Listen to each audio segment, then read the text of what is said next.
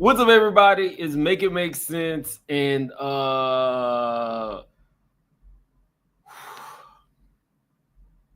defense got their ass handed to them. I'm just this witness was a dream for the prosecution, but the escort definitely aided the defense. So we got to talk about it. Like the video's intro plays, we got a lot to get into. I was listening to Make It Make Sense. Shout out to Make It Make Sense. Thank you for Make Sense Mims to a lot. Make It Make Sense. What I love about Mims, Make It Make Sense. He's a YouTuber. He gets the court record, so he gets the cases. I was listening to Make It Make Sense. Shout out to Make It Make Sense. Thank you for Make Sense Mims to a lot. Make It Make Sense. What I love about Mims, Make It Make Sense. He's a YouTuber. He gets the court record, so he gets the cases. Make it make sense. You know what was up. You take the top, and I'll take the bottom. Let's try it. Surfer. Make it make sense. Tell me how you squeeze it. Make it make sense. Tell me about the things that you say. Make it make sense. Tell me about the things of your dream. Hey, let me work out all the things in between. Make it make sense. Tell me how you squeeze it. Make it make sense. Tell me about the things that you say. Make it make sense. Tell me about the things of your dream. Hey, let me work out all the things in between. Make it make sense.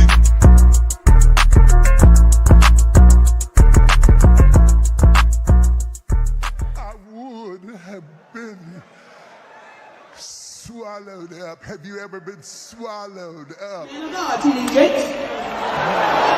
Have you ever been swallowed? I would like to this man to talk about dick sucking on the pulpit. Okay, y'all. Before we get into this, I want to show you this. Shout out to Storm Monroe.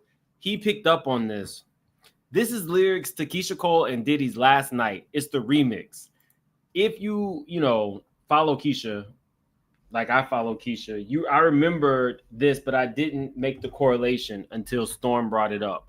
This was this man's lyrics. Talk about hiding in plain sight. At the end of the song, he says, "Hello, hey, what's up? I've been trying to reach you all night. That shit ain't funny, not picking up the mother phone. Better stop playing with the ninja feelings like that. You know how much I love you, right? But for those couple of seconds, though, when I couldn't get in touch with you, I'm ready to come over to your house and shoot that mother. You better not be there when I get over to that house." That's really how it's going down, right? That's hiding in plain sight, y'all. I loved that song at the time. You never would have known that that's literally what this man is about. That is so insane to me. He was telling us in the music. I told you guys the other day, one of my favorite songs was Diddy. One of my favorite Diddy songs was Diddy and Keisha Cole. I mean, Diddy and Christina Aguilera, Tell Me. And that song reads just like it could have been a page out of this woman's diary. I also told you guys that in Making of the Band, when Dawn was testifying, she kept saying stuff about it's dark and lonely. And I knew I had heard that. But this is out of Making the Band, straight out of his own mouth. Check this out, baby girl. See, your attitude is going to have you in a dark and lonely place. Trust me on that.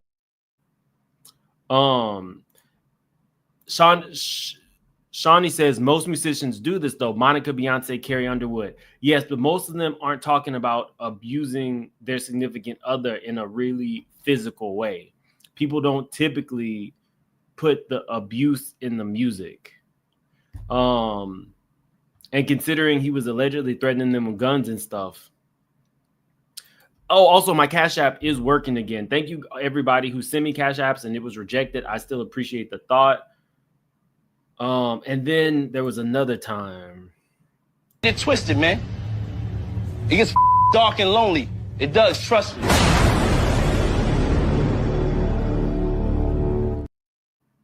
So, but let's get right into it because this was a doozy. So you guys remember I told you about James. He was the assistant. I had no idea he was gonna come in and wreck shop like this. So this is him. He told his business, Diddy's business, Cassie's business, everybody's business. He did not care. He matched the energy of the attorney. He was a good witness. But I really think that he aided the prosecution. We're going to jump a little bit. It says, what supplies were you asked to bring to a hotel during a freak off? And who would ask you? And Diddy, he says Diddy would text him what he would want. Anything unusual ever happened at a freak off when you were delivering supplies? He says he saw Cassie on the bed. She didn't move. It was like she was comatose. Cassie was absolutely frozen. And there was a man who was naked and scurried out of the room. And he also heard somebody in the shower, which he assumed was Diddy. They say, can you describe the man?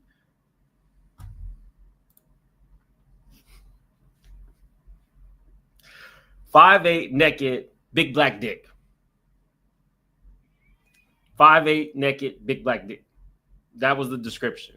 He said large endowment, but at this point, we all know what it is. We all know what Diddy was requiring.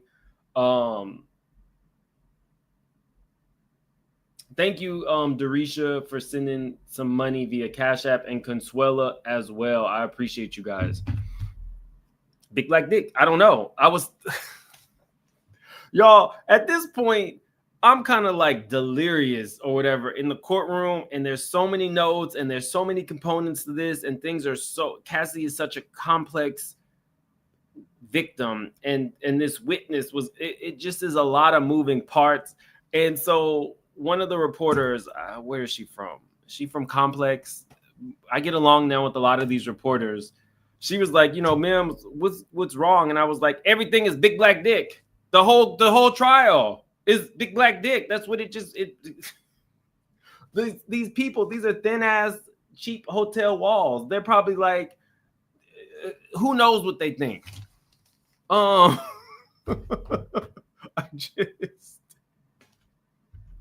just okay.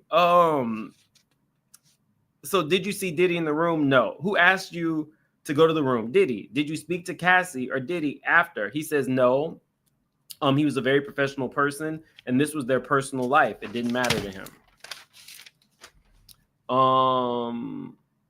So she's really getting to the point of Diddy being the employer, and just certain themes like your employer is asking you to walk into a room where sexual acts are happening. People are naked. Cassie is looking comatose, big black dick swinging, like, and there's drugs in his baggie. So that's why I'm like, this was a bloodbath for Diddy, because this man did not like, he was so upfront, and his brain works like the best personal assistant in the world. So he's very measured. He's very specific. If he's doing something, he's doing it for a reason. He's extremely professional when Diddy doesn't have him trying to do drive-bys. It is what it is. Were you ever asked to pick up drugs? He says yes. Did you give anyone prescriptions to fill in your name? He says no, but I'm assuming with that question that his name was used for prescriptions. He was so precise that this was going super, super quick. I think at this point, Us Weekly might have been sitting next to me, and I was like, does this feel like a YouTube video on 1.5? He was like, yeah, it was so much information. How often did Diddy take drugs? Daily. Did he take drugs while at work? Yes. After work? Yes. Which ones? Opioids during the day and X at night. What did the X look like? He said this ecstasy bill was shaped like Obama's face. Were there occasions you got drugs for Diddy? He says yes. What were the occasions? In Saint-Tropez, a friend texted and they wanted coke. He used Diddy's contact to get him an 8-ball. And he said Diddy did not instruct him to do this. Was there an instance where Diddy did instruct you? He says yes. Diddy instructed him to go to the house and pick up his personal stash of X. Guys, let's also try to get to a couple thousand likes as quickly as possible. We have 3,200 in the chat. If you are new to the channel, please subscribe. I guarantee you every day is not going to be about big black dick. Just in the scope of this trial, just in the scope of this trial. But every day is not big black dick and Obama-shaped ecstasy pills. It's not. But this is where we're at right now. And I'm at the trial, and it just is what it is. Diddy instructed him to go get the drugs. Were there occasions where you did drugs? And he says yes. One New Year's Eve, he was off, and Diddy invited him to stay for New Year's Eve, and he had the night off. So he went and he stole a pill out of Diddy's drug bag. They said, how did you make you feel? He said, I was feeling pretty good because I was also drinking Ciroc. He said he was going around Diddy bopping all around the party. He was vibing. So y'all imagine, this dude, this was not the cool kid on the block. This was the man who had a spreadsheet, a chart, and a graph, dressed every day in Sean John suits. Imagine him Diddy bopping around the party.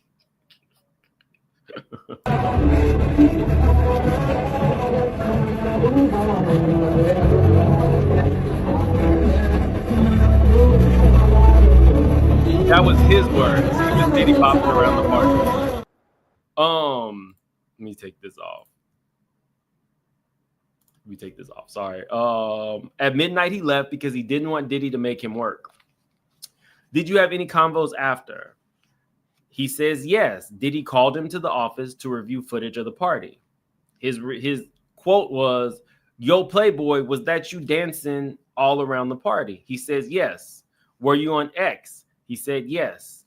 He told him, I'm going to keep the footage in case you ever get out of line.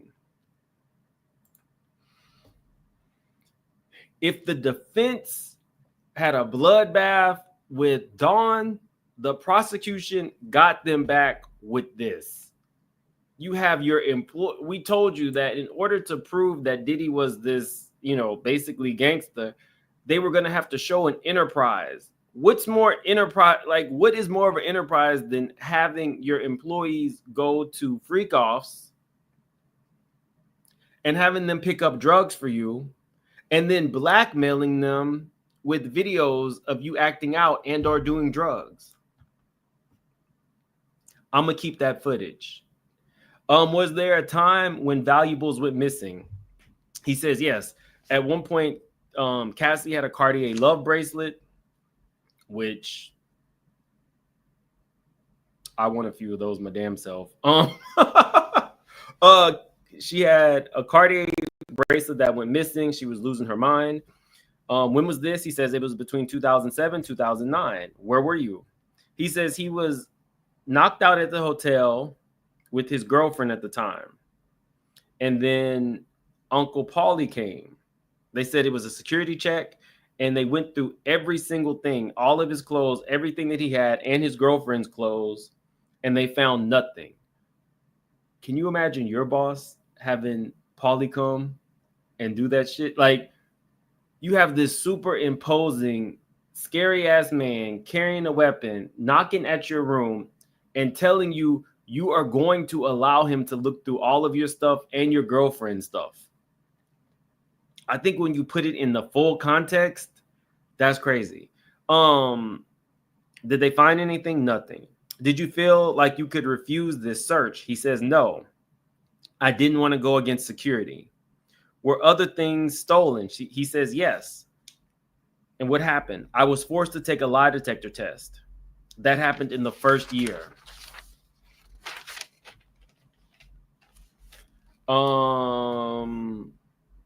He passed that lie detector test. Then he says a Jacob the Jeweler watch went missing. So they gave him another lie detector test. And that was 6 months after the first one. He said this time, though, he was more nervous. He couldn't refuse it. And he passed the test. But the man administering the test said you were nervous. Was there anything else that you stole or took? So he admitted to stealing liquor and some jeans. The man sent that information to Diddy, and Diddy said that he hated thieves. And if he ever heard about anything else, he would be fired. Did anybody else have to take a lie detector test? He says, yes, Capricorn Clark. What'd you say? No, he doesn't have his own lie detector machine. He said there was this big imposing building that you had to go to. It looked like the courthouse that we were in today. You would have to go there and submit to a lie detector test. Tommy Bites TV says, remember the employee of Diddy said he would accuse you of stealing so he could fire people or hold it against them. Y'all got to think, and you know, allegedly he was a cokehead. Allegedly he was a cokehead that had very paranoid feelings towards it. Like he was a for real cokehead. He was paranoid all the time. He had a lot of money, a lot of moving parts, but you can't make me go submit to a lie detector test. That's crazy. I wouldn't do it. So Capricorn had to go take a lie detector test. She said, how did the lie detector test come up? He said there was a loose diamond that he found. He tried to turn it in, but Bond said it was cubic zirconia.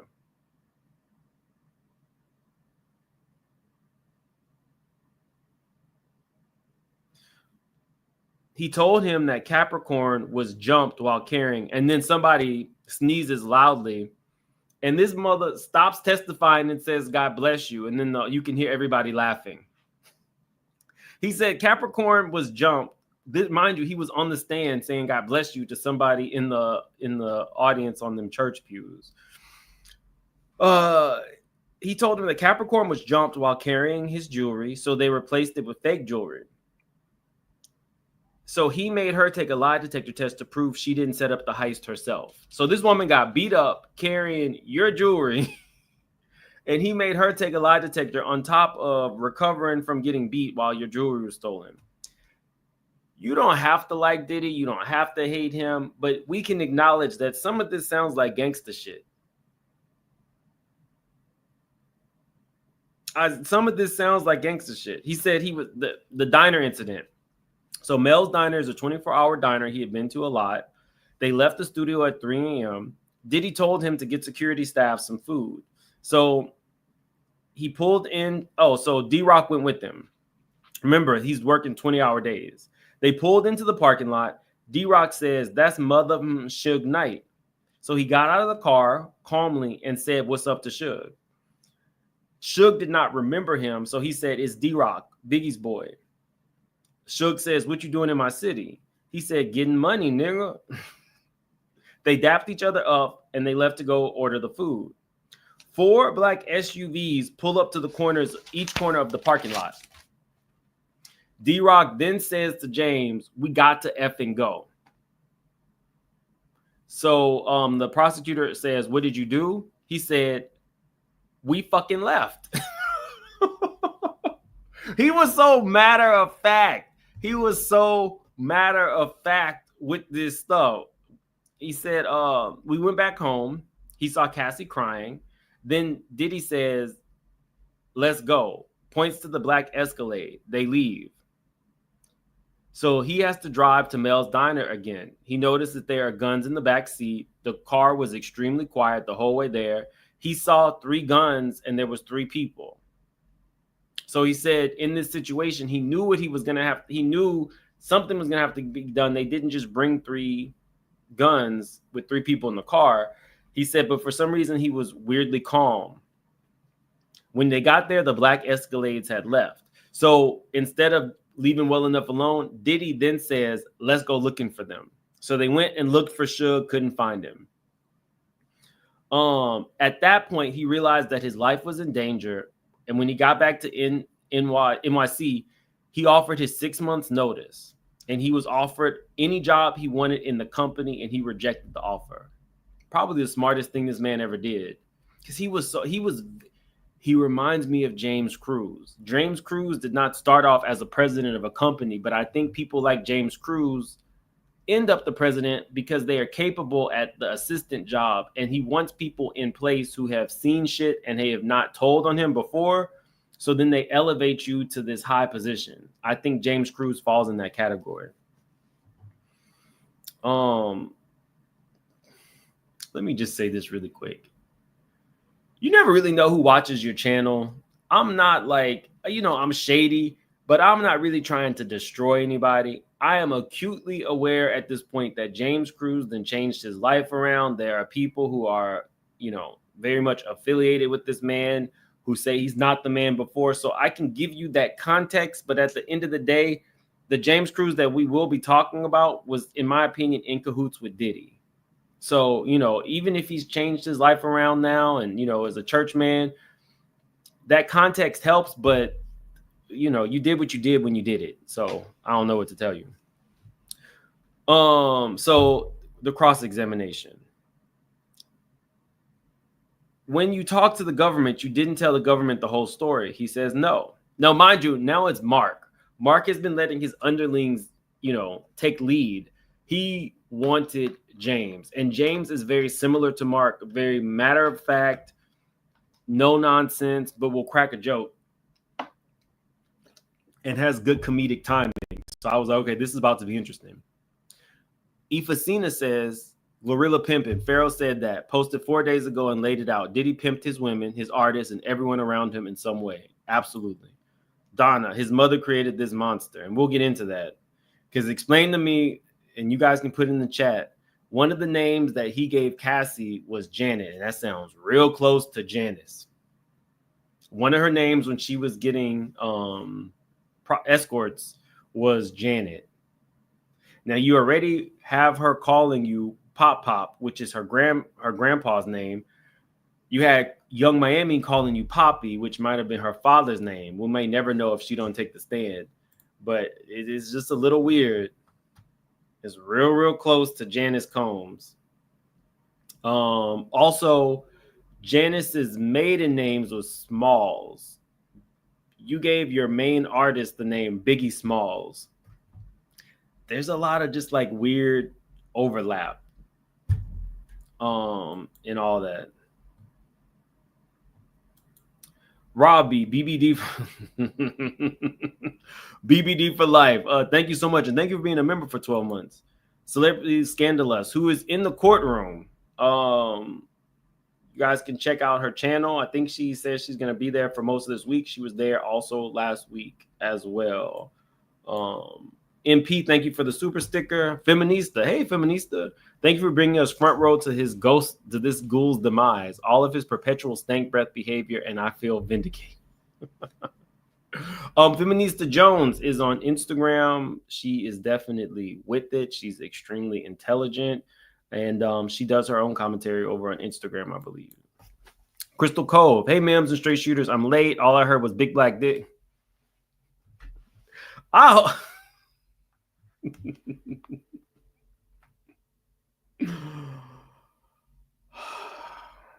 I don't want to be associated with. I'm so tired, child. I'm so tired. I'm really tired.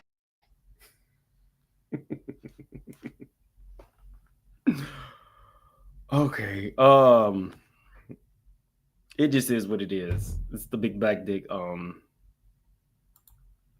trial.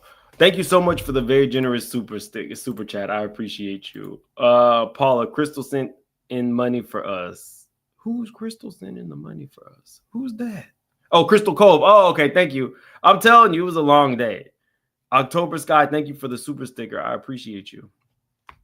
Yes, the BDD.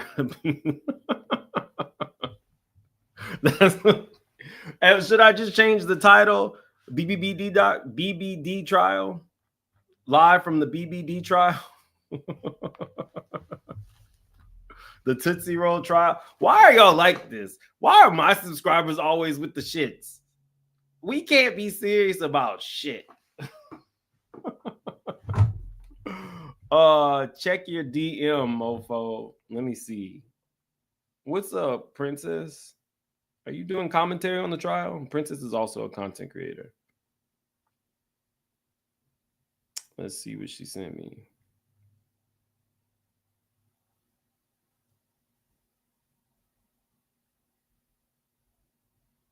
Okay, it doesn't have anything to do with the trial. But I will definitely check that out. Not a super chat to tell me that. Heather, thank you for joining the membership. Bad gal, big black cocky. Is that what it's called? Where you from? DeRay, thank you, ma'ams. Do we need a trapped in the Niqab special and a Diddy now? Take away the closet. I don't even know. I don't know what we need. I don't know. And I don't even know how this trial is going. Let's get back to this because they cross-examined the hell out of this man. What did the government tell you? He said, don't incriminate myself. Did you originally tell them that Suge Knight walked into the diner? There's an exhibit. Said he and D-Rock were inside the diner. He says, I don't remember that. Did you say he walked into the diner? And D-Rock went to Suge Knight outside of the diner. The second time you spoke to them, you were clear it happened outside the diner. He says, yes. Did you know who Suge Knight was? He says, of course. Explain what happened. D-Rock approached Suge Knight. He said, where were you? I was in, where was he? He was in the passenger seat. Then he says, are you clear on those events? Yes. What time? It was around 4 a.m. Was Suge Knight's vehicle a red truck, a black truck? No, it was a black Escalade. And this is when I'm like, this man is good. Like yesterday, I compared him to the black female attorney, Mick. I want to get her name right because I liked her.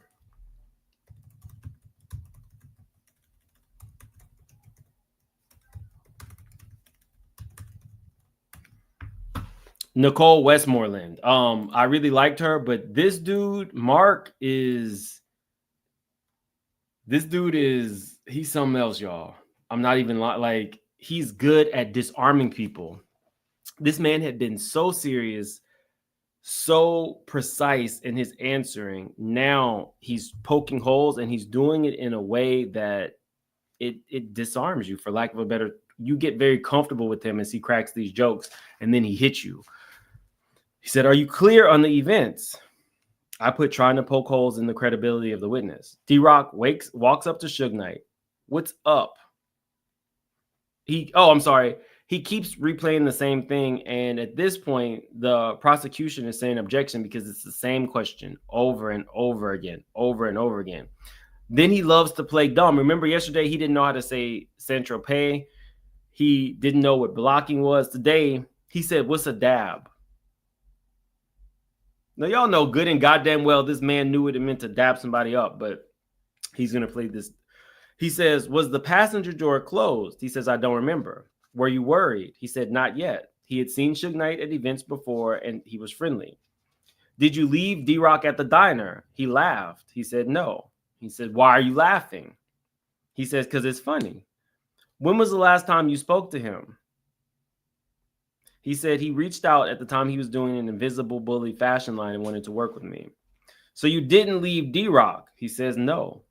Mr. Combs didn't have to go pick up D-Rock. He doesn't answer that. So he says, tell me everything. He says, what do you mean by everything? He wants you to describe the scene in detail to try to F him up, is what I put. Now, guys, I believe the witness. Honestly, I believe the witness.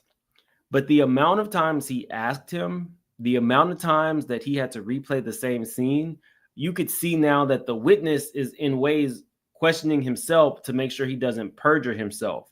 This was a very effective cross-examination. And as bad as it sounds, the person who in me that likes to like figure things out was loving this interaction between these two because it was so, the cross-examination was so thorough and so effective that you're just kind of like in awe. This was still a win for the prosecution, but he knew it was going to be a win for the prosecution, and he just wanted to poke holes in the credibility just enough so that the jury would maybe say, well, damn, is he telling the truth? I liked him, but maybe he's not what I thought he was. This was good. This was good. So he said, tell me everything. He said, where was Cassie and Diddy? They were outside arguing. Where? Cassie was in the street. So he repeats, Cassie was in the street. He says, yes. How far in the street? 50 feet. Who made the decision to switch cars? Diddy. What was the conversation? Diddy said, get in the car. Did you go in the house? He says, no. Where were you? I was walking back to the house and Diddy said, get in the car. Which car? He pointed to an Escalade and said, get in the car.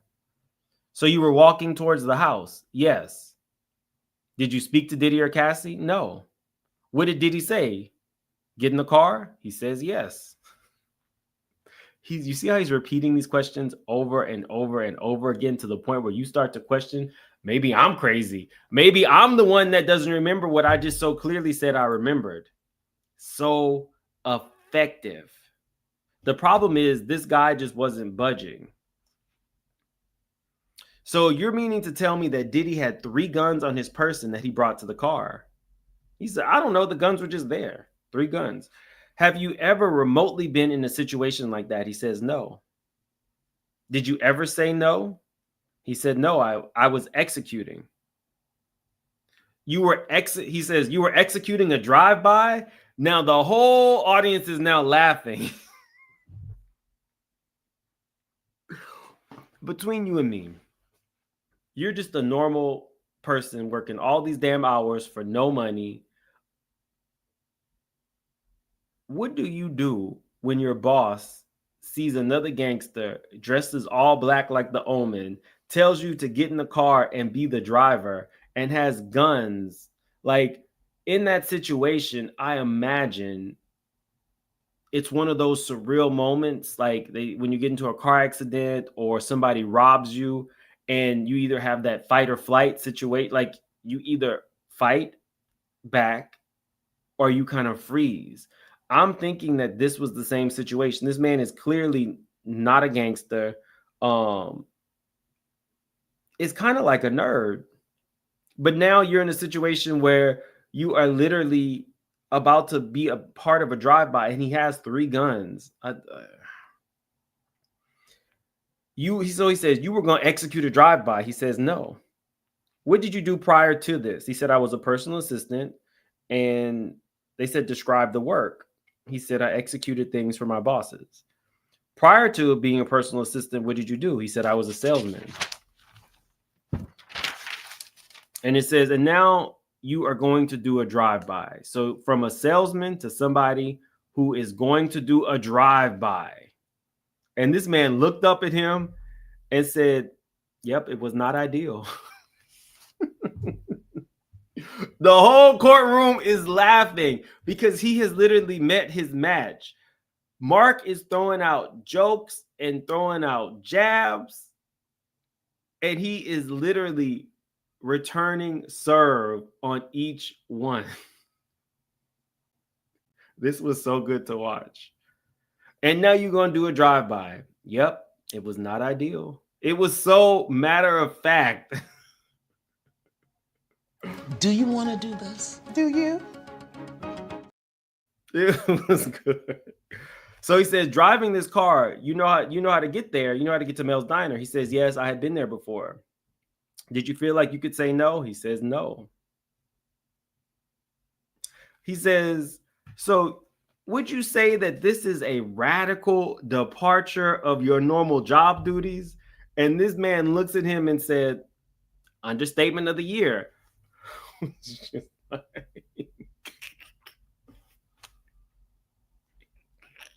You do know that these are supposed to be yes or no answers. He knows it's supposed to be yes or no answers. The prosecution is objecting all the time because he's not just asking a question. He is definitely leading him to things and saying like nonsensical little quips at this man. So they're going back and forth, and it becomes more like a conversation that you would see on like a Real Housewives franchise show, or even Wildin' Out. It was that kind of like back and forth. It was like, then he got serious. He said, so were you given immunity? And the guy kind of like looks a little bit shocked, and he says, like a proffer agreement. He then says, my lawyer said that I have no visibility, and then they object and it's sustained, because you're never supposed to ask a person what they discussed with their own attorney.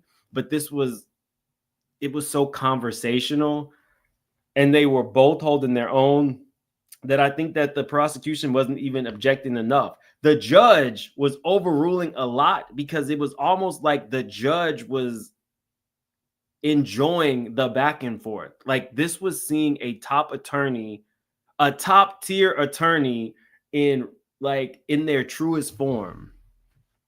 It's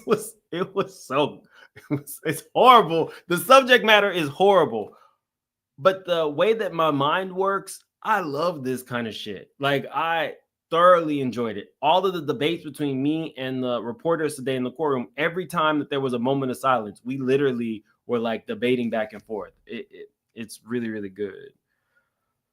How long after did you leave Bad Boy? He says 6 months. Did you tell anybody about the events that went on? He says, nobody but my wife. He said, but you told the government about it earlier this year. Then there was no answer. And he said, did you speak to the government today? He says, yes. About Mel's Diner? He says, no. So nothing about Mel's Diner? He says, no. So nothing about Mel's Diner. This is the third time he asked him the same question. And he says, not that I can remember. And I notated,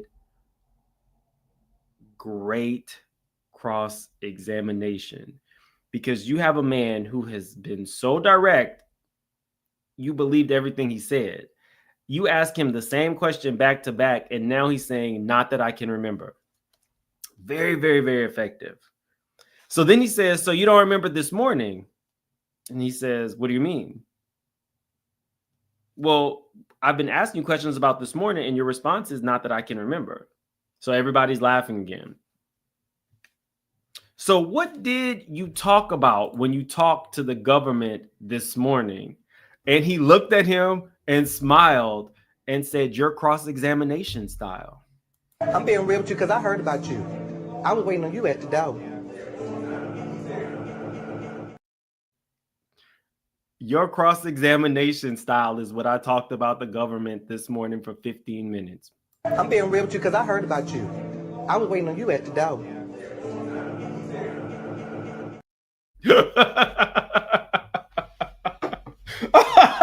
Even Mark had to laugh. Mark laughed at that. He was like, everything inside of me wants to ask you the question, well, please expound on what my style is. But he said, I'm not going to do that. I was like, please ask him the question. He's not trying to hide shit, which is what makes him a very good witness. One more time for the people in the back. I'm being real with you because I heard about you. I was waiting on you at the door. Christy says, if you with the shits, you know you got to be with them too. This channel, we are with the shits. It just is what it is. Intergalactic Defender, thank you for joining the membership. Peaches, great coverage. Thank you. And thank you for being a member for 28 months. Terry, only channel I mess with. Well, thank you. I appreciate you, Terry. And Wolfie, Mims, you're a natural. Great coverage and content. Thank you. I really do appreciate it. Guys, we got like over 8,000 in the chat. Definitely hit the like button. Blah, blah, blah. Your style. So he said, so we're clear. This meeting was 2 hours ago. But you were telling this jury events that happened in 2009. But you can't remember 2 hours ago. And then the witness starts to laugh. He said, so you are sure D-Rock rode back to the house with you? He says, yes. He said, I have a few more mundane questions for you. He looked at him and said, great. I love mundane questions. He did not care. I love mundane questions. Mark had to laugh again. Like literally. So what was Diddy's positions? And I was like, I'm not gonna go there. The jokes write themselves.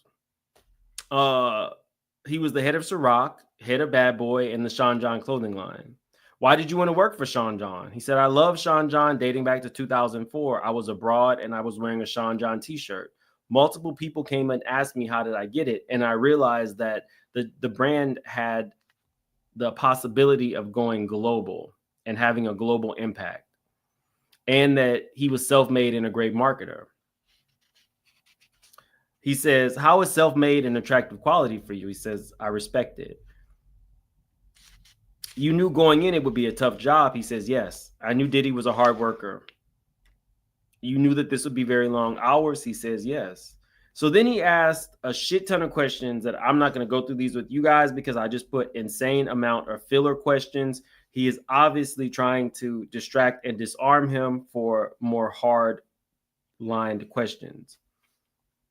So he said, explain to me what you were bringing for him to sign in the morning. He says, for example, if Glorilla Zoe had an album and the album art needed to be finalized, I would present that to Diddy as soon as he woke up in the mornings.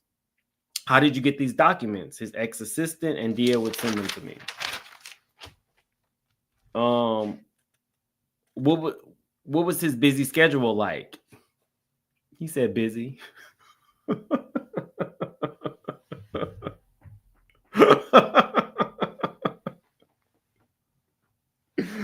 These are supposed to be yes or like nobody's even objecting to this shit. This is supposed to be like yes or no questions. What was his busy schedule like? Busy. Technically, I'm not even an attorney, but I feel like that would be an objection for an answer in response. You're asking him about his schedule, but saying it's busy in the question. What was his busy schedule like? Busy.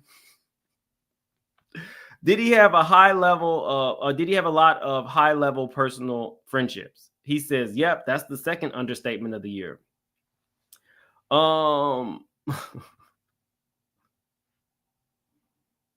Was it critical that you all inform him about the meeting before he was in a meeting? He says, yes. Was it critical if Diddy was on time? He said, no. Oftentimes he chose to be late. And I notated in my head, oh, that's good. Like, that's not even what the question was about, but it speaks to Diddy probably using being late as leverage. I thought that was pretty interesting. Because at the end of the day, outside of Diddy being a gangster, he really did run multiple, like, massive corporations. And he did this on drugs. So, I mean, at the very least, he was a high-level functioning alcohol or drug addict, allegedly. He says, can you give me an example? And he said he was very in tune with his business. At times, one time that they were going to be producing a fragrance, and he flew out all of the Estee Lauder testers and chemists and put them on a yacht in Saint-Tropez so that he could figure out his scent for his Sean John fragrance. And I thought that was kind of cool because Diddy kind of sold a lifestyle. Think Trump. Diddy and Trump are very similar in that they leverage their name in order to make money. Trump's was, what was it? Like, it was a little bit before my time, but his was like real estate. He was able to leverage his name on hotels and everything else because he sold himself as a real estate magnate. Diddy sold a lifestyle. It was, you're going to have all these women. You're going to smell like you're on a yacht in Saint-Tropez. You know, we talk a lot. We tear him down a lot on this, channel. But in terms of his business acumen, he really did take nothing and turn it into something. And, there's vision there. Even the people that I know who know Diddy have, the good thing about Diddy was he did have a vision. Were you his driver? He said, no, he had a driver. Where was security? He said security would clear it. Then 10 minutes later, Diddy would come out and they would all hop in these cars, security, assistant, stylist, and move to the next spot. He said security detail ensured he was not assassinated. I said, damn, that was a choice of words. Security, he said, was he gracious? And he said, not at all. Well, did he sign autographs? He said no. He made his assistant sign autographs for him.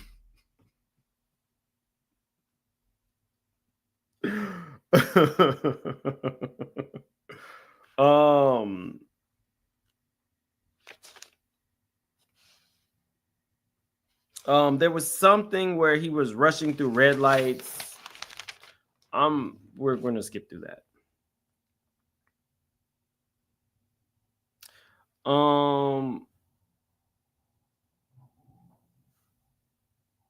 He asked him, what are writers? And did he work in, he asked them, what are writers? And is this your first job in the entertainment industry? And he says, wait, hold up. Don't answer that. That was a bad question. And James looks at him and said, yep, I agree. I'm telling you, this man is with the shit. First off, you're a top attorney. Why are you asking 2 questions within 1 question? But then to correct yourself, and the witness tells you that you were right for correcting yourself. That was pretty funny. Like, this man, I wish he could be there every day testifying. Every day. Because there's not a better reality TV show. Do you want to do this? Do you? It would be like Tamar and Iyanla every day. Not on my watch. Gutter snipe. Straight out of the hood. Like, he was definitely good.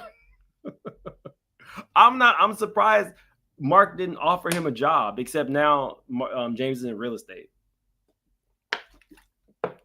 He said writers are common, right? He says, yes. Writers provide a consistent environment for the celebrity. For example, Diddy liked ketchup everywhere he went. London does not have the same type of ketchup. So you had to make sure that there was Heinz 57 ketchup everywhere he went. I'm not going to show you this because the man was cursing a lot, but the first thing I thought about was Boosie. Boosie did a video, a live from Houston's in Atlanta, and he was complaining because they did not have A1 steak sauce.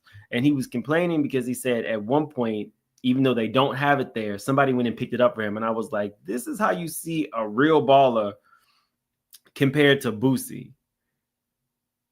This man had his assistants carry Heinz 57 everywhere he went for every country. Whereas Boosie just occasionally goes to Houston and expects an employee from Houston's to go and pick him up some A1 steak sauce. You see the difference?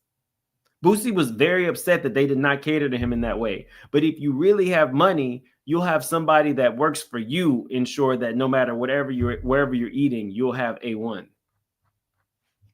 Just, take notes. Don't take notes on nothing else. Boosie, you're already problematic as fuck. Don't take notes anywhere else. Take notes on how to be a boss.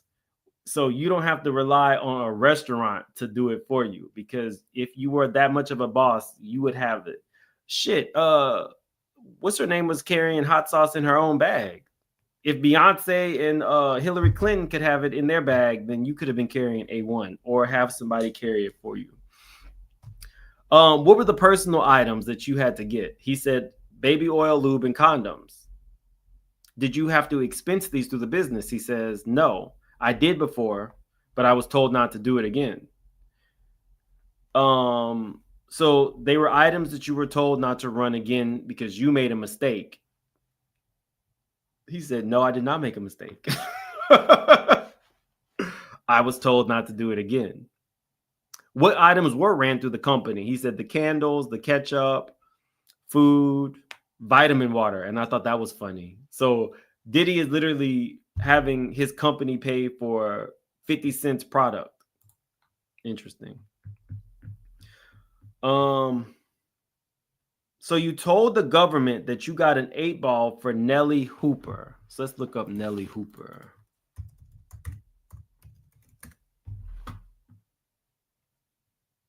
Okay, so this is Nelly Hooper. Now, Nelly is sitting at home like...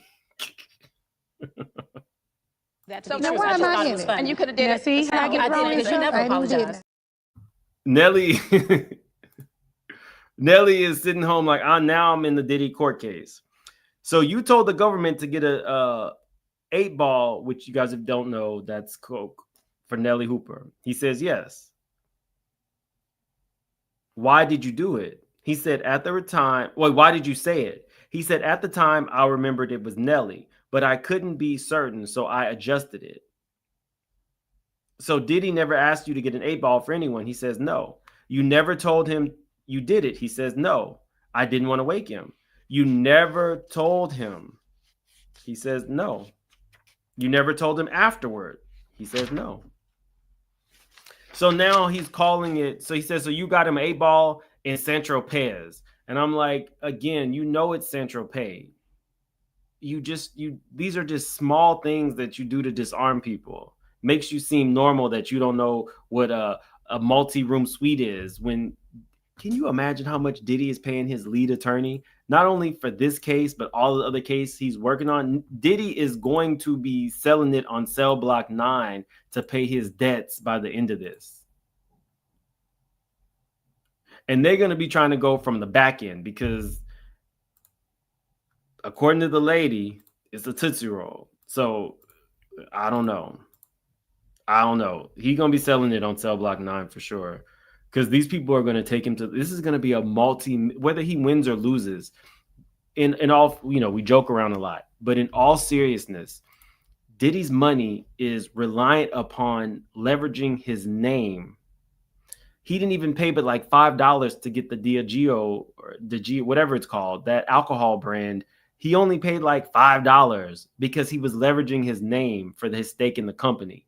After this, outside of like Roe or Viagra or some hair dye company, nobody is going to want Diddy's name on anything. He's not going to be able to leverage his name to make money.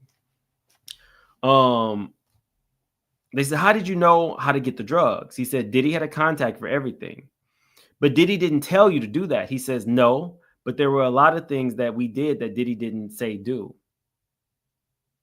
I put this, he could have done a better job by saying, it was my understanding that whatever his guests wanted, we were to get, but he didn't do that. That was the one time that I was like, okay, Mark got him. Was Bad Boy a family? He says, yes. His mom called me son a few times. The mission was to support Diddy and keep him happy. Did you have fun? He says, yes. At times it was fun.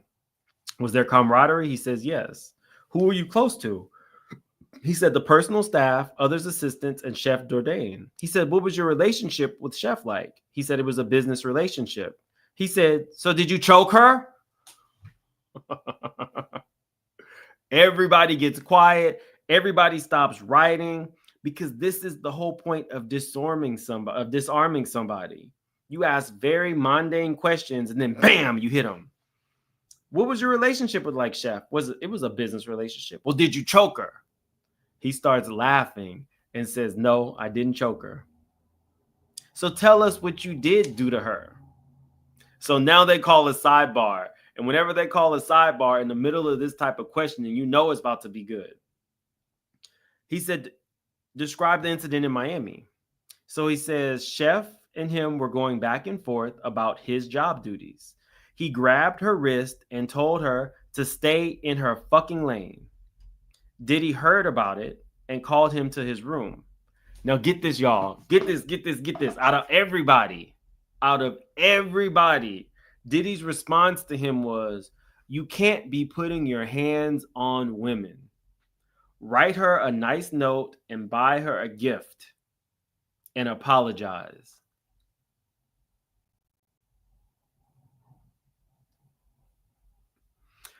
Diddy is telling somebody,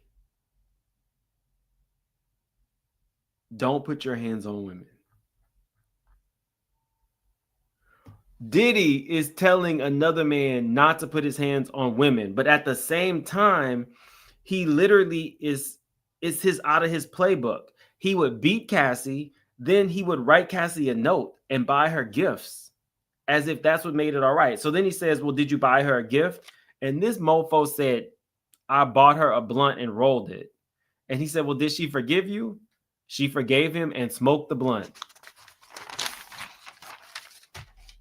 Now, guys, Chris Lighty, if you follow my channel, you know that we've talked about Chris Lighty multiple times. Chris Lighty is also the reason that 50 Cent does not F with Diddy.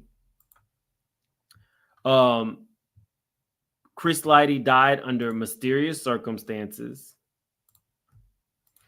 And Diddy was actively sleeping with Chris Lighty's fiance and then wife.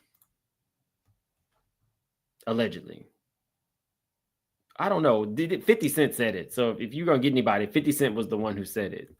And 50 Cent found out about Diddy sleeping with Chris Lighty's Chris Lighty's wife at the wedding.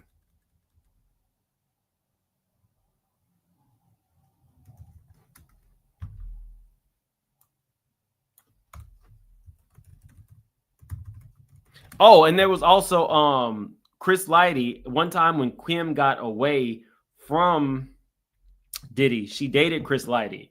Chris Lighty, Diddy, and everybody was at, I believe, L.A. Reid's wedding. And Diddy went to Chris Lighty's room with goons and assaulted him. So he was talking to Chris Lighty when they had the conversation about Kim.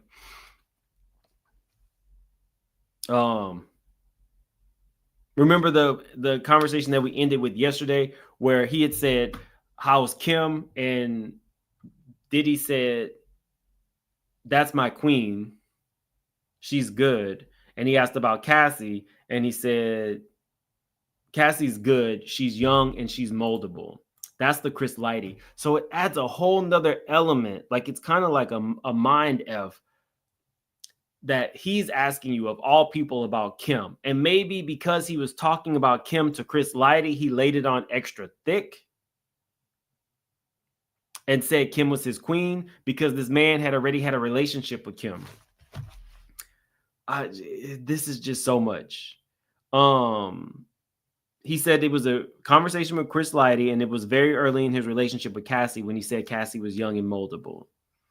When Kim left LA, did Diddy start spending more time in LA? Well, I mean, when Kim left for LA, did Diddy start spending more time in LA with his children? He says yes. How often did you party on X? He said sometimes while working for Diddy. Did you ever do drugs with Diddy? He says no. Were there ever times you got in trouble for doing drugs? He says yes. One day I was outside. It was late after, I think it was like 3 a.m. and he was smoking a blunt with one of the producers. Diddy pulled up and he hid the blunt behind his back. And he says, were you smoking? He says yes. Diddy approached him and said, be a real nigga about it. If you do that again, you're fired. Remember a time when you and Roger Bombs picked up prostitutes? I told you guys all this was about disarming. All of this was about disarming this man. He then got his guard down and then bam, you was picking up hookers. He says, remember a time that you and Roger Bonds picked up prostitutes? He says, yes, but I did not know they were prostitutes. And it was Roger's idea. So then he says, so Roger made you sleep with a prostitute?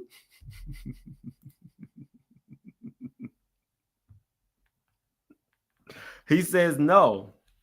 But oftentimes security did bring girls back. How many times did you bring women to Diddy's house? He said, I brought my girlfriend multiple times and the prostitute that one time. After sex, she asked for $200. So I called Roger and said, you better pay because I did not know she was a prostitute. He said, you better pay because you don't want a problem at the house.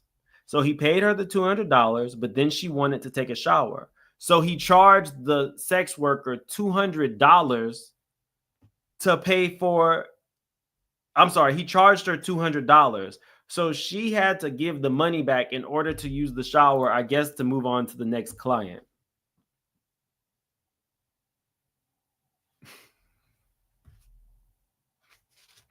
So then in the cross, they ask him about the incident with the chef.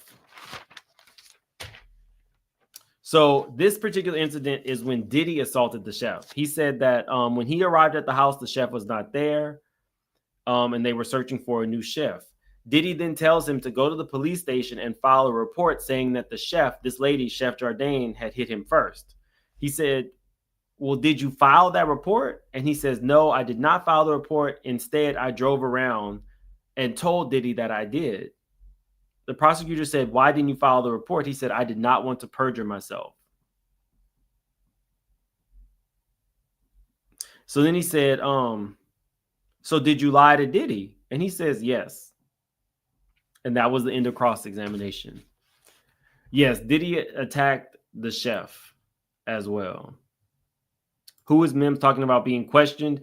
This is James, the assistant, who just basically, I thought that this was excellent for the prosecution. The same way I thought that the Dawn testimony was perfect for the defense. Now Cassie's mom, she comes up. She seems like a really lovely lady. You can tell that she does not want to be there. You can tell that she never thought that she would be in a position to have to be doing this on her daughter's behalf, but she's willing to do it because she knows what this man did. But you could tell, like, this lady seemed she just seemed sweet. At one point she was like, I need help with this chair. She seemed like a sweet lady, but she gave it to Diddy, y'all.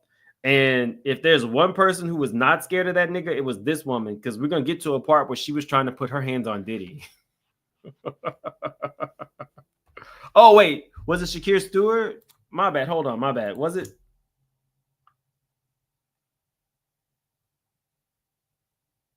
Was it Shakir Stewart? Did I get that wrong? It's so many names, y'all.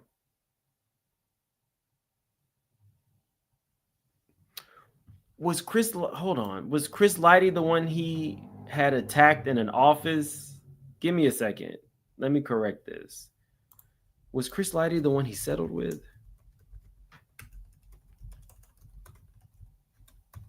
It's been like a year and a half. I know he unalived himself. Oh, wait. Was Shakir Stewart the one who also unalived himself? Let me see. That might have been why I got that wrong. So Diddy slept with Chris Lighty's fiance and wife, and he unalived himself. And then Kim dated Shakir Stewart, who got attacked by Diddy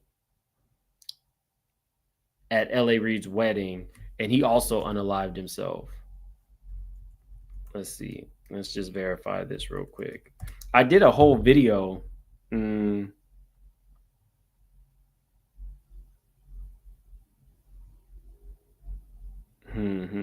Okay, yes. It was Shakir Stewart who had at one point dated Diddy, but both unalived themselves. There was 2 separate chef incidents.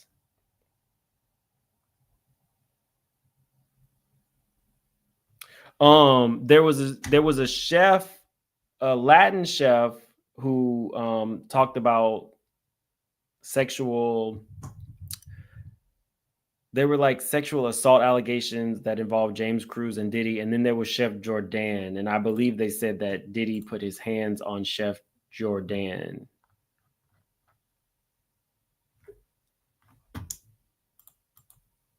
Hold on.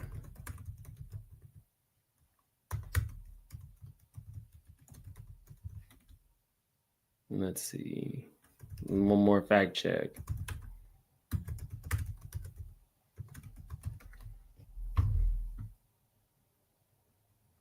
Somebody said he did not unalive himself, but yes. Oh, are you saying that you feel like it was a conspiracy? You're not saying that. We don't know.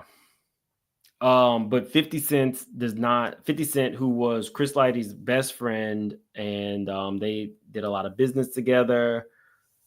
He believes that there was foul play. So I'm not saying that there wasn't foul play. What I'm saying is in the books, in the history books, they say that Chris Lighty unalived himself. I'm just giving you guys what's out there. Could it have been some foul play? Absolutely. I did a whole video. I think it was like 30 different people in Diddy's orbit who died mysteriously, from Erica Kennedy, Chris Lighty, Shakir Stewart, Biggie, Tupac. It was a whole list. It's like 30. You'll have to, if you're interested, you could find that video. But that was like almost a year and a half ago now. So some of the names, it's a lot between this trial and everything else. But let's get back to it. Cassie's mom. Did you always see your daughter on the holidays? She says yes. On December 2011, did she come home? She says yes. Then they show the communication where Cassie wrote the letter saying that Diddy had threatened her. He threatened to release 2 sex tapes and that he would physically harm her, but it would not be by his hands. And when she was physically harmed, he would be out of the country. Which, if you guys remember, that's the exact same thing that was the exact same thing that that Cassie said to Sujid when he said he had a sex tape about her. She said, "I will effing kill you." and I won't be at my hands, and it will not be attached to me, but you will die. She learned a thing or two from Diddy. They said, how did it make you feel when you found these things out about what your daughter was going through? She said, I was physically sick and hearing about sex tapes threw her for a loop. Y'all, it got so deep. This got so deep. So not only did Diddy threaten this girl and then tell her he was going to physically harm her and release her sex tapes, he said that he wanted $20,000 for the money he had invested in her, because this was at the time that she was dating Kid Cudi. So the parents went and took out a mortgage against their house and gave Cassie $20,000 to give to Diddy. They took out a home equity loan to pay the $20,000. They said, how did you know where to send it? Diddy's actual bookkeeper emailed the mom to tell her where to send the money. What happened to the money?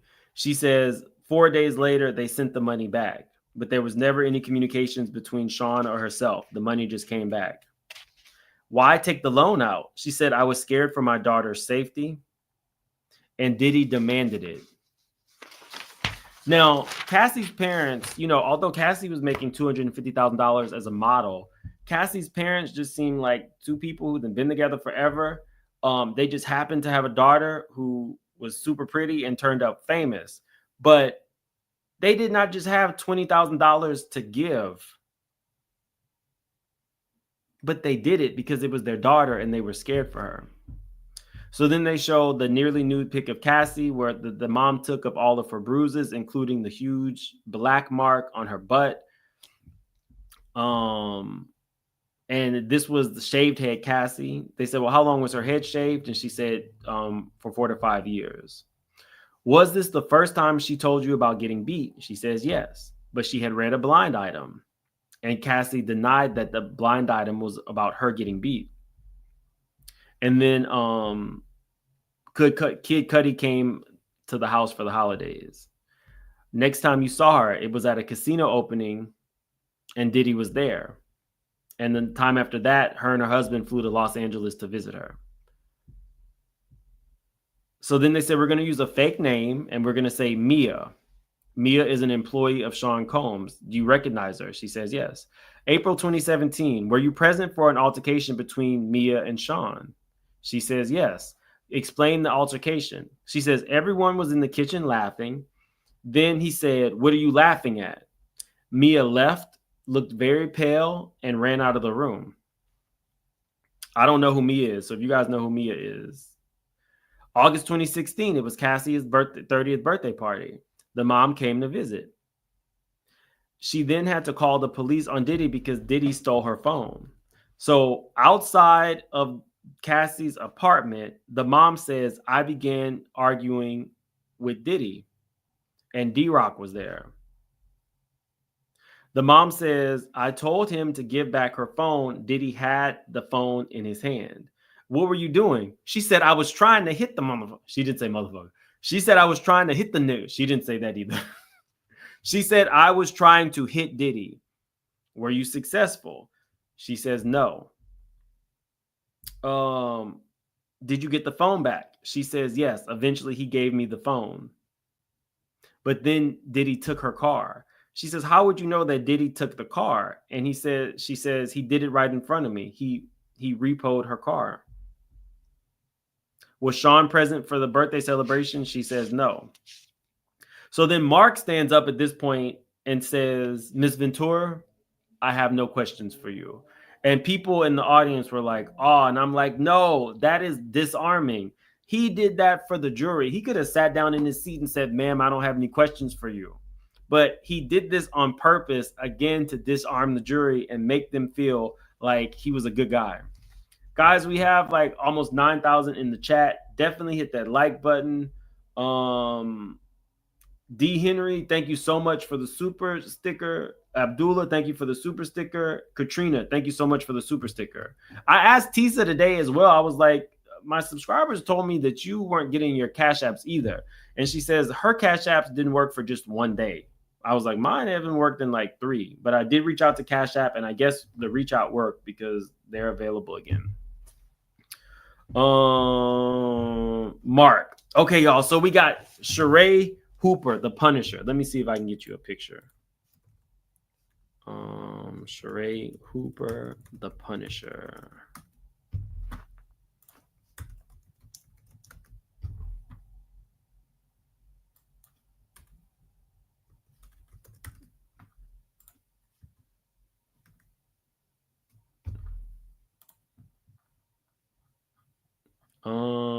Okay, so these are the pictures of Cassie with her bruises. Let me see if we can get I don't want to show you guys this. I want to make sure that the stuff I'm showing you is safe. Okay. Okay. So this is him. Y'all, I felt like this whole thing was an infomercial for this ninja. So this is the Punisher. So you have a face with a name. The only reason I'm doing this is because now this is all part of the public domain. This is in public exhibits. I'm not exposing him. I don't do that.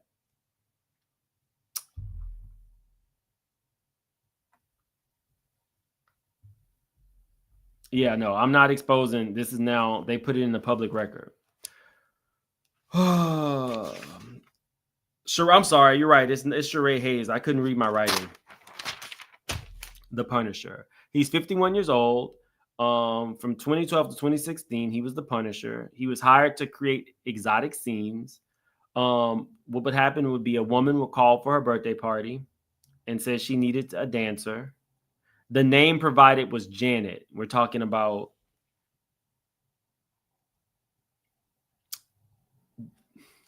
that's just kind of weird.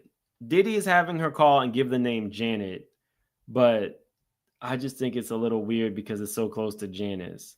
He still has his, we're going to get into a full infomercial for this man. He still has his website called getpunished.com. He got the nickname from playing basketball. What service did you provide? Dancing and ladies' nights. Cassie scheduled for midnight, but she would hit him up around 2:30, 2:45. We're at the Trump Tower. He thought he was going to do a striptease. She told him to bypass security and the cost would be $200. When he arrived, Cassie was in a robe with nothing under it and a wig. He did not recognize her at first. Excuse me. After they were in the room, she said there would be no dancing, but instead wanted a sexy environment where you would apply baby oil for her husband to watch. She handed him $800. Told him not to acknowledge her and not to have any communication with her husband. The room was dark. All the furniture was covered in sheets. There were electronic candles everywhere and bowls of water with baby oil in them. So I guess they were warming the baby oil. She put a towel on and sat down. Oh, so he put a towel on and went and sat down. Cassie got on another chair and they both applied baby oil on themselves.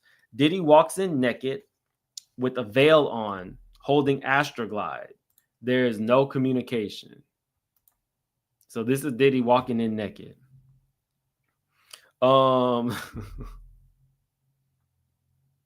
There's no communication between the two. Diddy was sitting and pacing back and forth and also touching himself. He was talking to Cassie directly. He would tell her things like move the light, change your position, basically give them directions. Ended when Diddy stood up and left the room. So he just sat and waited. Cassie came back and asked if he would like to finish. He said, no, I'm good. And Cassie handed him another $1,200. When did you find out who the man was? So Cassie contacted him again. There was a lot of waiting this time, so he turned the television on, and the television said, welcome, Sean Combs. So that's how he knew. There was 8 to 12 sessions between them. Eventually, Diddy stopped wearing the veil. He said it always involved baby oil. Diddy was always there. There would be oral sex, and then he would penetrate her. The rooms always looked the same. One time during sex, Diddy stood up and dropped a stack of money on the bed. Now, I thought this is kind of weird because he wasn't like tipping the man. He was only giving him the same amount of money he was going to pay. So what was the point of that? I don't know. Where were you instructed to finish? Oh, I'm sorry. It would typically be about 4 hours, but only 25 minutes of sexual activity. The rest was waiting around. It ended when he was instructed to finish around the outside of Cassie's vag. He said, always on the outside. So I guess by this point, Cassie wasn't taking it out. It was so Diddy had easier access to rub his own nipples with it. I don't know. But the other guy was finishing inside. This guy was finishing outside. Y'all can do with that as you may. I don't, he would then sit and wait, and they would go in a room. When she would come back in the room, whenever she came back in the room, he would get paid. It was usually $1,200 or $2,000. No idea why his pay was different. The money throwing incident he felt was weird. There was no extra money involved there. Cassie thought it was weird, and she inquired while they were having sex why Diddy threw the money on the bed. Diddy just said, I really like this shit. Did Diddy ever leave the room? Yes. Sometimes he would stand up and leave the room. He would stand up, leave the room, and then Cassie would just follow him. There was never any communication between the two. I think what the prosecution was trying to get to with that is that this was all under Diddy's direction, but I think it could have been a little bit clearer. He said he had no idea why they left the room. He just assumed it was more to create a scene for her and her partner. They said, did Cassie ever make faces or like she did not want to do something? And no, they said, did Cassie ever give the impression that she did not want to do something? And he said, yes, Cassie would sometimes wince or sigh when Diddy would give directions as if she did not want to be there. Describe how she appeared. Normal conversation about my job. How did Cassie look? He said she was always looking for cues from Diddy. Was it always under Diddy's direction? He says always. What drugs did you use? He said none. But he would Bill Clinton his way through stuff. And they said, what do you mean by that? He said he would pretend to take a puff of the weed. Did you ever see Diddy do drugs? No. Did you ever have difficulty pleasing Diddy? Now, they didn't mean sexually. They just meant what Diddy wanted you to do. And he says, yes, he has erectile dysfunction. Why? He said it was creepy seeing Diddy over there in the corner and always giving directions. Did you ever take any drugs? He says, yes, he was taking Cialis, Viagra, and even the corner store pill to get hard. He felt like it was a lot of pressure working for Diddy and Cassie. He had performance issues. When was the last encounter? March of 2015. Was it always the same scenario? He says, yes, it was the same scenario, except the one time Diddy threw condoms on the couch and said, I'm ready to see you F her. At that time, he said both he and Cassie were startled. He said he tried to stay hard, but couldn't. Diddy left the room. Cassie followed. Told me to sit still and finish on her. I left the room. They left the room, and Cassie thanked him for his discretion. That was the last time he saw them. He said he always felt insecure. He would not be called back again because of his performance issues. Now, y'all, this is all leading up to an infomercial for this man. This whole thing is leading up to an infomercial for this man. September 2022. Are you about to write a book? He says, yes. What's the book about? Curing erectile dysfunction with the penis implant. At this point, I'm tired, so I'm not realizing I'm being loud, and I'm like, a damn infomercial, and then everybody starts laughing. I didn't even realize I was being that person. He starts sharing all these personal stories and comedy so that he could be relatable about erectile dysfunction. How many pages were about Cassie and Diddy? 6.5. Did you name them? He says, no, I called them a married couple. Are you sure you didn't name him? He says, yes, I was clear. I just said that they were a married couple. Do you know that they are not married? He says, yeah, I know now. So the man is now trying to object. And the judge is like, for what reason? She didn't even finish the question. So he just sits back down and then they overrule it. He said, I wrote the book to discuss his anxiety and didn't want to name them. It was just sensationalized. And I put the sensational content is that you were sleeping with Cassie and Diddy. The fact that you didn't name them and you're thinking that the rest is sensational, I was like, okay, no offense to this man, but he's not a scholar. You don't have an NDA. You've been sleeping with a megastar and his girlfriend, arguably one of the most beautiful women in the world, and you chose not to name them, but you're sensationalizing it with jokes. Okay. Not the sharpest tool in the shed, but I get it. He doesn't want to be here. Sorry.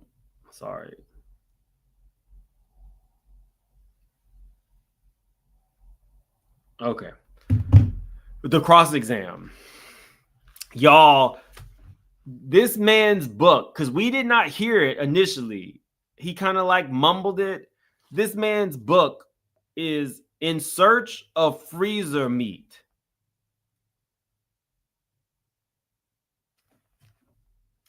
In Search of Freezer Meat is the name of his book.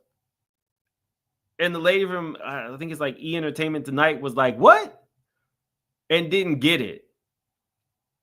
So then the man asked, like they said, what does that mean? And he's like, it ain't going to be harder than in the freezer. In search of freezer meat. Let me take this off the screen first really quick to make sure that it's nothing too bad in here. Okay. I guess we're part of the infomercial now. This is his book, In Search of Freezer Meat. Okay, so imagine if you put a cucumber in the freezer. Basically, that's what he's saying.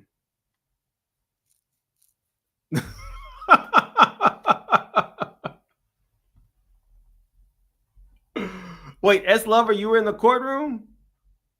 I'm not selling this book. But this did feel like infomercial, the way he was talking. So when did you work for Hunkamania? He says 2012 to 2015. And he's currently a co-owner of it. He also ran his own exotic dancer service. At the time, he was not co-owner or operator. He was an independent contractor at Hunkamania. He said, how long have you been in the exotic dancing? He says, Labor Day, 1995. So I got a big old anniversary coming up. Everybody in the room bust out laughing when this man said that he got his 30-year stripper anniversary coming up, and he was extremely excited. Shout out to him for having, he's not a millennial, so he will keep a job. He has been stripping for 30 years coming this Labor Day. Everybody can't say they got job security like that. And kudos to him. He's no longer doing it in the same way. He's now co-owner of the company. So all jokes aside, kudos to him. What do you feel like you do as a stripper? He said, provide professional hot dry humps. This is not me. This is not me making this up. This was his testimony. He provides professional dry humps.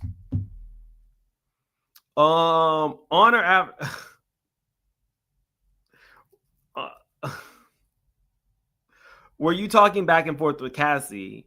And the guy wanted a yes or no answer, but he said, yes, she reached out only for future dates. He said, that's not what I asked you. After 8 or 12 occasions, did you have feelings for Cassie? He says, no. Did you feel special, like you were the only one? He says, yes. So you didn't have feelings for her? He says, no. And when the defense pulled out the exhibit, he said, you told the government you would develop feelings. He said, that was out of context.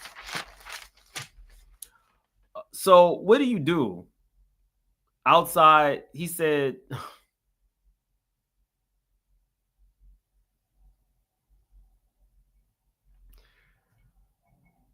this was funny.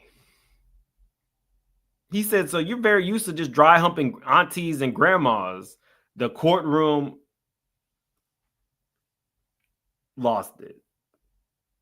You are used to dry humping aunties and grandmas.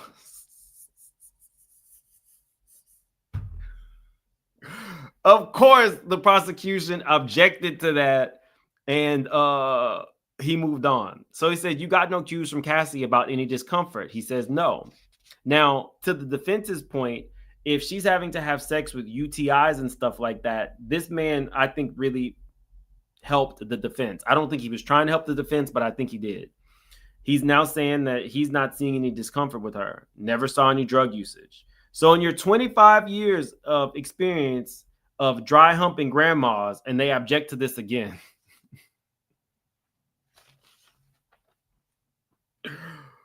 The objection is sustained again. At this point, he really wants you to know he didn't dry hump somebody's grandma.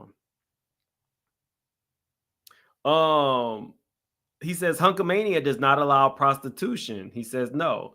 Did the interaction seem like Cassie was having a good time? He says yes. I think one scene went well. He looked at her. He looked at it as if he and Cassie were actors. And he said, so Diddy was the producer? And he says, actors, yes, but producer, no. They paid for it. And everybody laughed. When you were going down on Cassie, was it an enjoyable moment for her until Diddy threw the money? He says, no, that's not the same instance. When I was going down on her, the uncomfortable moment was when he threw the condoms. Because at this point, they had not used condoms.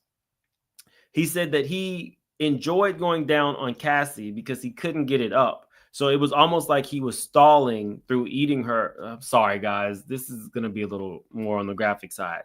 It was almost like he was stalling while he was, eating her so that he could at least attempt to get an erection. So he had you finish on her vag area. He says, yes. Who instructed you? Cassie. Did Diddy ever? No. Was there ever a time that you arrived at the house and you didn't do anything? He says, yes. One day he arrived. Cassie entered the door and just gave him $500 for nothing and said they couldn't do it that night. Were all occasions in New York? He says, yes. Did you never saw any drugs? He said, no, just, like the weed. Was Diddy ever intoxicated? He said, no. Cassie either. No. Have you ever had sex with a woman while she was drugged? He says, no. Would you do that? He says, no. Now, here's the thing. Shouldn't it depend on the drug? Like, he's saying no, but if a woman, if a woman is just smoked, would you not have sex with her because she smoked weed? So I think that question needed a little bit more nuance, but for the sake of the defense, it worked because he's basically saying he's never seen drugs. He's never seen Cassie, unhappy about it really outside of wincing. This really helped the defense. Cross. Oh, did you ever see anybody recording? He says no. Cross-exam. What made you feel Cassie was enjoying herself? She said the first time they had unprotected sex, after oral, she looked to Diddy, and Diddy said, go ahead and enjoy yourself. So then she moved her vag closer to his body part so that they could engage in sex. He said that made him feel good because most times he felt very insecure around them. Did she make any noises? He said no, but after oral, I was in between her legs and she scooted her vag towards my little punisher. Do you remember any other interactions where she enjoyed herself? They objected. It was sustained. How much experience do you have with people on drugs? He says none. Now, I thought that was very smart because he already said that he didn't think that they were high, but this helps the prosecution because now it's like, well, would you even know if somebody was high? Would you know what that looked like to say that you didn't know that they were high? So that was good. He said no.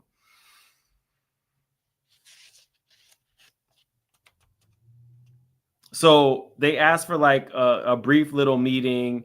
And again, I'm kind of sleepy. I had some sugar and not realizing I'm being loud. And she's like, what do you think? And I'm like, it feels like every day is big black dick. I'm tired of it. And again, everybody around me laughs because it's just, everybody's kind of tired at this point, and it can be very draining. So they finished their little powwow with the judge, and next it is the baby oil does not have drugs in it.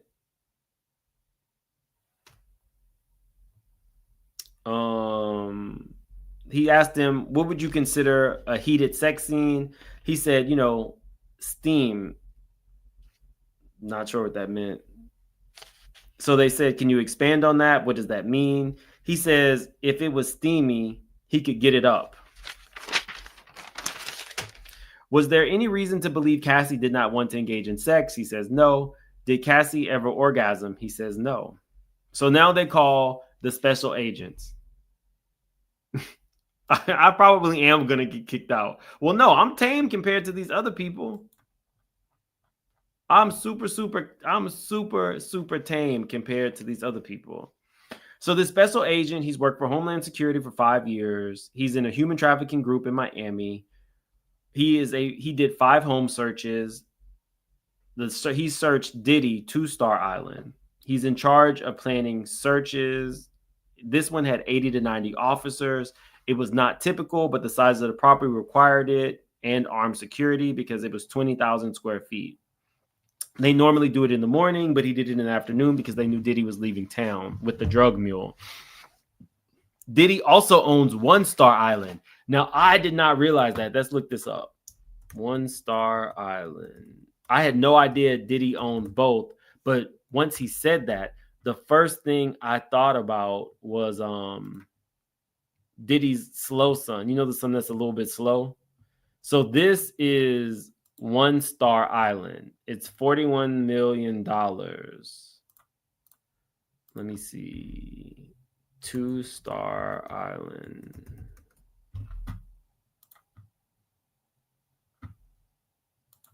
Oh, let me plug mine. Plug this up real quick. Okay, so this is 2-Star Island. So Diddy owns both of these properties. Now, y'all, this is very surprising to me because you remember when Diddy initially said, I'm doing everything that y'all are asking me to do. He paid off 2-Star Island. Who even knew that he owned the next one? When Diddy's son made that song, Christian, he said, y'all should have searched the other house. That's where everything was hidden. They did not have they could not execute a search warrant on the second house. So who even knows what's in there? But Christian, now I don't know if the boy is really slow or not, but just seeing him in the courtroom, he's just kind of, Elmer Fudd-ish. Why would you put that in a song? Like, but yeah, so you own 2 houses right next door to one another. 1 and 2. So as soon as you get on Star Island, it's all Diddy. Crazy.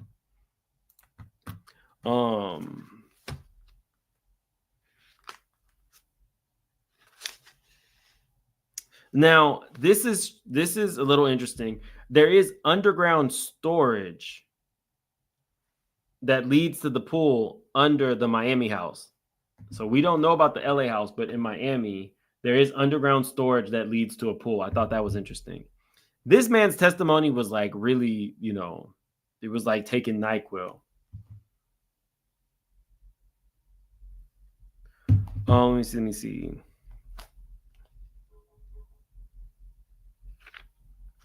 So then they start showing the weapons, and I'm not going to really bore you with the weapon stuff. Basically, Diddy had some weapons, semi-automatic, really huge guns that had the serial numbers cut out. They said, if there's no serial numbers, what happens? He says, it's impossible to identify who the weapon belongs to. So as he's saying this and he's going in depth, they're having him take out these weapons and take them out of the baggie and show the jury. Diddy's over there looking at the jury like, Come on, none of it's true. None of it's true. It's BS. They made it up. They lie. He was looking at the jurors like that. He was making eye contact, saying that ain't mine. They planted that shit. That was not my gun. I have never seen that gun. You can't prove it. There's not a serial number that says that it was mine. It was to take it out. I mean, who knows how many of those jurors have access to guns and stuff like that? Could a big old gun like that be intimidating? Absolutely. Diddy didn't like it. The testimony was boring as hell, but I know in his heart that's what he was saying. Come on, none of it's true. None of it's true. It's BS. They made it up. They lie. So then they were saying this particular weapon, it looked like it could go from semi-automatic to automatic. They were explaining how that works. Then I don't know what the point of this was, but basically they start asking him, where did you find the weapons? They said in the top of the closet. Can you identify what else was in the closet? He said shoes. What type of shoes? Stripper shoes were right next to these weapons. No. I was close, but I took this and I was super close. Yeah, no. So he had these weapons in the top of a closet with like, it looked like about 15 pairs of 7. The woman said specifically, how high were the heels on these shoes? And he said 7 inches, and along with lingerie. And that's where we ended for the day. Tomorrow we got Kid Cudi. And they're going to go into the legality of the search. I stayed a little bit longer to hear what the judge was talking to the prosecution and stuff about. Let me see. Where are we? Oh, we did Feminista. We did this one for Crystal. Hey, Mims and Straight Shooters. I'm late. All I heard was Big Black Dick, so I'll rewind later to catch up. You're crushing it, Mims. Casamigos on me. Thank you. I am going to get a drink tonight. Maybe that's what's been missing. I'm going to go ahead and get a drink tonight. I will take you up on that. No, I did have a drink. I had a drink. Was that Saturday or Sunday? It was a huge drink. Paula, Crystal sent. Oh, I think we did these. October Sky. We definitely did these. Heather Allison, thank you for bit my tongue. Thank you for joining the membership. Bad Gal. Oh, we did these. Hold on. Where did we stop? Natasha, this witness sounds like characteran. I'm here for it. I'm a social worker and need the laughs. Thanks for all you do. Thank you, Natasha. Chanel's reality. What do you think about the security? Big homie CC saying that people trying to unalive him 3 times this month. I'm not super familiar with Big homie CC. I've seen he did like some interviews, I think like last year. I haven't seen an interview by him in a minute. Did Lamisha mention him or something? I don't remember. I don't know, to be honest with you. Praise and always. Any insight on the 4 jurors that were missing this morning? No, sometimes people just come late. I don't think Diddy even got to them yet. Crystal Coves, is that the same chef that sued Diddy and named James Cruz? No. This Chef Jordan is a black lady. They were asking a question about Chef Jordan and Roger Bonds, and it was kind of like getting that they had a sexual relationship, but it was out of the scope, so they couldn't finish the question. No, you can look her up. Chef Jordan, she's black. The other lady was a Hispanic lady.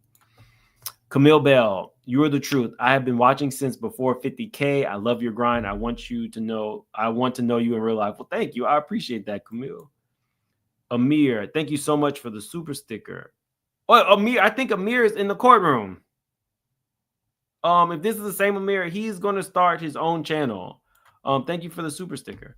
Still a dancer. Has anyone spoken about the 3 a.m. commercial with Diddy and Cassie. I'm fully supporting Cassie and Diddy. It's truly disgusting, but the video is weird. I talked about it a while. I can't play it because I'm not going to give his people any way to strike me. Maybe I'll put it up on Instagram. Maybe I'll do a little Instagram thing with it. Tremaine, thank you so much for the super sticker. Paula, you know the Punisher is Diddy's type. So he did have a BBD, but it just didn't work. So that's why he wasn't making all the money. Now, the biggest D that they had ever seen was it Jules? No, it was the first one who also couldn't keep it up. I'd have to go back to my notes. It's so many escorts that are testifying. It's very hard to keep up. I'm not even going to lie. Natalie, thank you so much for the super sticker. Lovely Gigi, thank you for joining the membership and anything but the norm. After sitting around for this, you need a drink. First round on me. I'm literally going to go get a drink. There's nothing stopping me today from going to get this drink. It's going to happen. Thank you guys for being here. I will definitely be back tomorrow. And guys, I think you guys have asked me for this, so I am paying. I will be in the courtroom tomorrow. So just FYI. That is happening tomorrow. I am actually paying for that. I was fine not being in the courtroom, but y'all have pushed it. So I will be in the physical courtroom tomorrow. I'll just make sure to take my pee break early and bring my and eat breakfast so that I don't need any snacks. So y'all wanted it. I'm gonna be in there. Y'all have a good day. See you later. Like and subscribe, and I'll see y'all tomorrow.